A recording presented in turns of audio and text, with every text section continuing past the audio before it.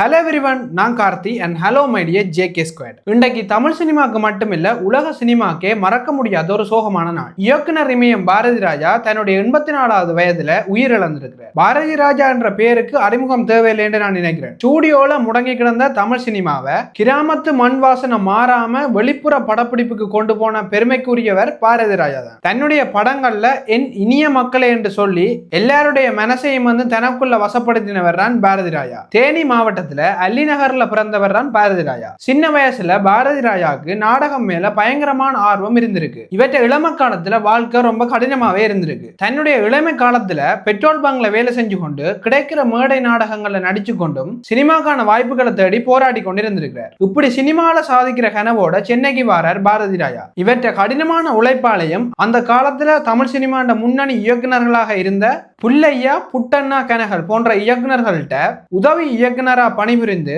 சினிமாண்ட நுணுக்கங்களை கற்றுக்கொள்றார். இப்படி கஷ்டப்பட்டு பாரதி ராஜா முதலாவது படத்தையும் எடுக்கிறார். இந்த படத்தை பாரதி ராஜா முதலாவது படம் என்று சொல்றதையும் விட தமிழ் சினிமாவுக்கு பாரதி ராஜா கொடுத்த ஒரு காப்பியம் என்றே சொல்லலாம். அந்த படம் தான் 16 வயது நிலை. அந்த காலத்துல தமிழ் சினிமால யாரும் கண்டிராத கிராமத்து சினிமாவை முதல் முறையா கொண்டு வரார் பாரதி ராஜா. இப்படி அவர் எடுத்த அந்த முயற்சியில வெற்றியும் காண்றார். இயக்குனர் இமயம் பாரதி ராஜா இந்த படத்துல கமல்ஹாசனுடைய சப்பானி கதாபாத்திரம், ரஜினியின் பரட்ட பாத்திரம், மயில் பாத்திரம் இது எல்லாமே கிராமத்து மண் வாசனை மாறாம வடிவமைக்கப்பட்ட பாத்திரமா பாரதி ராஜா அமைச்சிருப்பார். பாரதி ராஜாண்ட இந்த 16 வயது நிலை படம் பாரதி ராஜாவுக்கு மட்டும் முக்கியமான படமா இல்லாம கமலுக்கும் ரஜினிக்கும் இந்த படம் ஒரு முக்கிய மைல்கல்லா அமைஞ்சது. இந்த 16 வயது நிலை படம் பாரதி ராஜாண்ட சினிமா வாழ்க்கையை அடுத்த கட்டத்துக்கு கொண்டு போனது. வானத்துல காணப்படுற நட்சத்திரங்கள் மாதிரி பாரதி ராஜா இன்றைக்கு தமிழ் சினிமால முன்னணி நடிகர்களா இருக்கிற பல நட்சத்திரங்களை அறிமுகம் செஞ்சு வச்சவர். உதாரணமா கார்த்திக், ராதா, ராதிகா, ரேவதி, விஜயசாந்தி போன்ற முன்னணி நட்சத்திரங்களை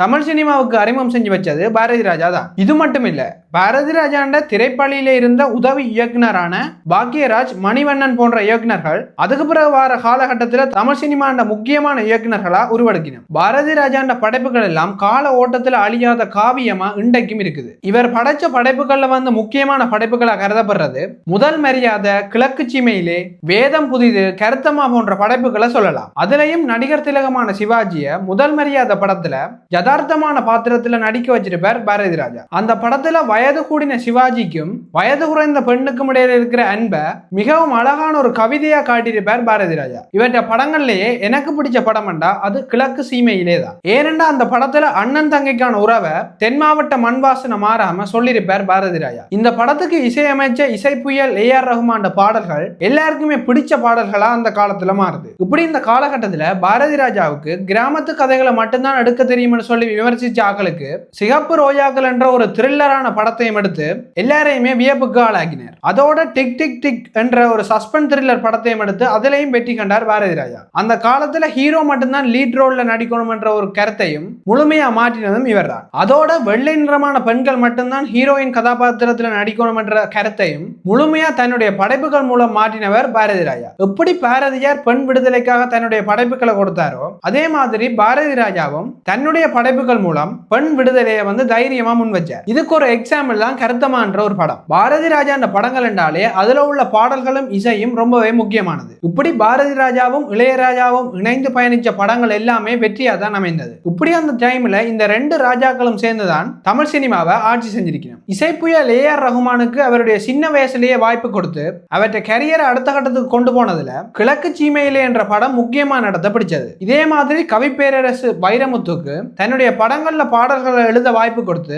அவருடைய வாழ்க்கையை மாற்றினதுல பெரும் பங்களிப்பை பாரதி ராஜா செய்திருந்தார். இப்படி கவி பேரரசு வைரமுத்துக்கு 1994 கருத்தம்மா படத்துல போராளே பொண்ணுத்தாயி என்ற பாடலுக்கு தான் தேசிய விருதும் கிடைச்சது. இப்படி பல்வேறுபட்ட ஆக்கள வாழ்க்கையில விளக்கேறி வச்சவர் தான் பாரதி ராஜா. 6 முறை பாரதி ராஜா தேசிய விருதுகள் வாங்கியிருக்கிறார். இந்திய குடியரசின் உயர் குடிமகனுக்கான விருதான பத்மஸ்ரீ விருதையும் 2004 இவர் பெற்றார். ஆனா அந்த டைம்ல தமிழர்களுக்கு ஈழத்தில் நடந்த கொடுமைகளுக்காக 2004 அறிவிக்கப்பட்ட பத்மஸ்ரீ விருதையும் வாங்க மறுக்கிறார் இயக்குனர் இமயம் பாரதி ராஜா. இப்படித்தான் ஈழத்தமிழர்களுக்கான எல்லா பிரச்சனையிலையும் தொடர்ச்சியா குரல் கொடுத்தவர் தான் பாரதி ராஜா. தன்னுடைய இறுதி காலத்திலையும் சமூகத்தில் நடக்கிற எல்லா பிரச்சனைகளுக்கும் தொடர்ச்சியா குரல்களை கொடுத்து வந்தவர். இப்படி பாரதி ராஜாவை இயக்குனராகவே பார்த்து வந்த மக்களுக்கு முன்னுக்கு ஆயுத எழுத்து என்ற படத்துல நடிகனா நடிச்சு தன்னுடைய நடிப்பு திறமையை எல்லாருக்கும் முன்னுக்கு வழிகாட்டியிருந்தார். இது மட்டும் இல்லாம ரீசெண்டா வெளியான திருச்சி தமிழம் படத்திலையும் தனது நடிப்பு திறமையை வழிகாட்டி ஜென்சி கிட்ஸையும் தன்னுடைய பக்கம் எடுத்திருந்தார் பாரதி ராஜா. இப்படி தமிழ் சினிமாண்ட ஒரு கால ஓட்டத்துல அழிக்க முடியாத ஒரு நினைவா